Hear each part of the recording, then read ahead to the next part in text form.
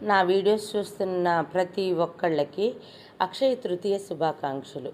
నాకు తెలిసిన విషయాన్ని మీతో షేర్ చేసుకుంటున్నాను.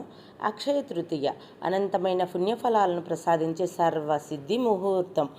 సుధాముడి చరిత్రను ఎంతో అద్భుతంగా చెబుతూ ఉండేవారు. కృష్ణ పరమాత్మ తన స్నేహితుడు తెచ్చిన పీటికేడు అటుకులను స్వీకరించి అతనికి అక్షయమైన సంపదలను ప్రసాదించిన ఆ గాథ వింటుంటే ఇప్పటికీ ఒళ్ళు పులకరిస్తుంది. సరిగ్గా ఆ అద్భుతం జరిగిన రోజే ఈ అక్షయ తృతీయ. ఈ తిథి ప్రాశస్త్యం. పురాణ విశేషాలు. అక్షయ పాత్ర. పాండవుల వనవాసంలో సూర్యభగవానుడు ధర్మరాజుకి ఎన్నటికీ తరిగిపోని అక్షయ పాత్రను ప్రసాదించిన పవిత్రమైన రోజు. మహాభారత రచన. వేదవ్యాసుడు చెబుతుండగా వినాయకుడు మహాభారత లేఖనాన్ని ప్రారంభించిన శుభగడియలు కూడా ఇవే. మైత్రీ బంధం. త్రేతాయుగంలో శ్రీరామచంద్రుడికి సుగ్రీవుడికి మధ్య హనుమంతుడు అగ్ని సాక్షిగా స్నేహాన్ని కుదిర్చిన రోజు కూడా ఇదే. అందుకే వారి మైత్రి శాశ్వతమై నిలిచింది. అవతారాల రాక. విష్ణుమూర్తిలో 6వ అవతారమైన పరశురాముడి జన్మతిథి మరియు అన్నపూర్ణాదేవి అవతరించిన రోజు కూడా ఇదే. జ్యోతిష్య ప్రాముఖ్యత. సర్వసిద్ధి ముహూర్తం. ఈరోజు సూర్యుడు చంద్రుడు ఇద్దరూ అత్యున్నత స్థితిలో ఉంటారు. అందుకే ఏ శుభకార్యానికైనా ప్రత్యేకంగా ముహూర్తం వెతుక్కోవలసిన అవసరం లేదు ఈరోజు. అక్షయం అంటే ఏమిటి?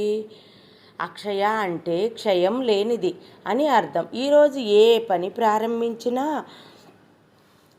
ఏ వస్తువు కొన్నా అది శాశ్వతంగా వృద్ధి చెందుతుందని స్కంద పురాణం చెబుతుంది.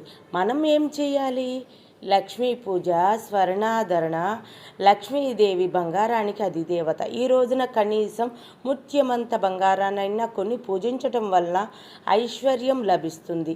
ఆదిశంకరులు కనకదార స్తోత్రం పఠించి స్వర్ణ వర్షం కురిపించింది కూడా ఈ తిథి నాడే. దానమే అసలైన సంపద. ఇచ్చే చేతికే తీసుకోవటం సాధ్యమవుతుంది. ఈరోజు చేసే అన్నదానం, వస్త్రదానం లేదా నీటి దానం వలన గ్రహ దోషాలు తొలగి అక్షయమైన పుణ్యం లభిస్తుంది. ధనధాన్యాలు సమకూరుతాయి. విష్ణుమూర్తికి, పితృదేవతలకు తర్పణాలు వదిలితే విష్ణులోక ప్రాప్తి కలుగుతుందని పెద్దల మాట. అక్షయ తృతీయ అంటే కేవలం లోహాన్ని కొనే రోజు కాదు. మనలోని భక్తిని, దాతృత్వాన్ని అక్షయం చేసుకోవాలనేసిన రోజు.